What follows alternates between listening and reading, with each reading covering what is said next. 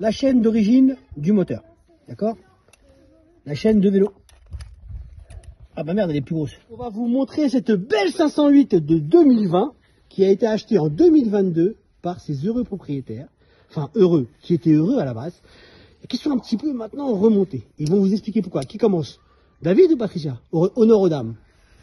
Alors, en circulation, le véhicule s'est mobilisé sur une route départementale.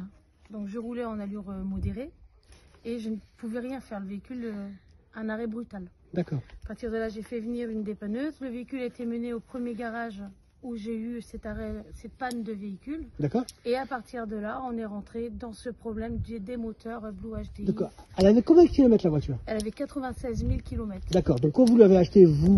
Elle avait 26 à peu près. À 26 000 km. Donc, vous avez roulé avec, vous avez fait vos révisions en temps et en heure. Oui. Bon, Oui.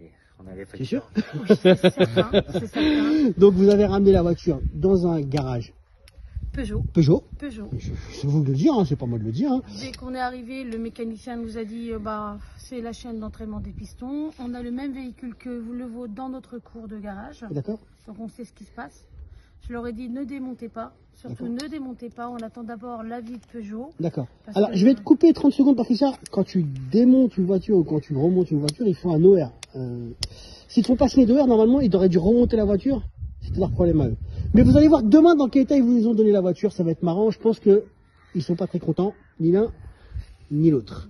Alors voilà. Une fois qu'ils vous ont démonté le moteur, qu'est-ce qu'ils vous ont dit? Ils nous ont dit voilà, Peugeot ne prend pas en charge la réparation. Pour quelle raison? Le motif qui était donné par Peugeot était que nous n'avions pas des factures informatisées. D'accord. Que nos factures étant faites par un garage, comment on va dire, Qui n'est pas un garage du réseau. qui n'est pas un garage réseau. D'accord. Mais dès l'instant que vous avez une facture européenne, ils n'ont rien voulu entendre. Voilà. Donc c'est pas normal, c'est la loi, mais bon, ils sont au-dessus des lois apparemment, c'était gentil. Donc on va y revenir. Vous pouvez nous montrer la facture qu'ils vous ont fait? Allez, c'est parti. Non. On va cacher le nom du garagiste quand même, le pauvre. Et donc vous voyez, c'est une facture qui a été manuscrite.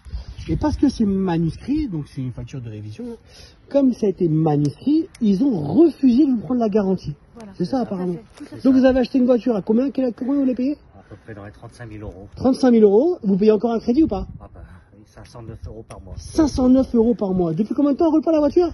Depuis 1 an et 2 mois.